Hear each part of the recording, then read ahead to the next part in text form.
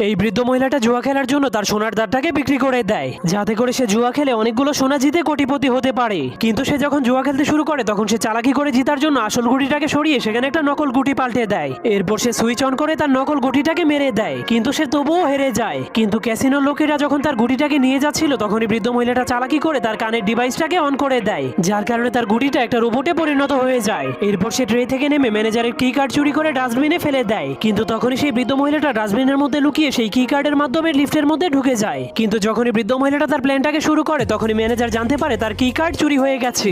এজন্য সে জলদি করে চোরকে ধরার জন্য অ্যালার্ম বাজিয়ে দেয়। কিন্তু বৃদ্ধ মহিলাটা কোনো ভয় না পেয়ে তার পকেট থেকে লেজার পয়েন্টার বের করে লিফটের ছাদটাকে কেটে ফেলে। এরপর সে সেখান দিয়ে লুকিয়ে লুকিয়ে সোনা চুরি করার জন্য সোনার সিন্ধুকের কাছে পৌঁছে যায়। কিন্তু সে প্রথমে তার রোবটটাকে সিন্ধুক খোলার জন্য লেজারের ভিতর দিয়ে পাঠিয়ে দেয়। তখন তার রোবট সব লেজারগুলোকে অতিক্রম করে সিন্ধুকটাকে খুলে ফেলে। এরপর বৃদ্ধ মহিলাটাও তার গ্লাভস পরে লেজার ট্র্যাপের মধ্যে লাফ মেরে দেয়। তার গ্লাভসটা এতটাই মজবুত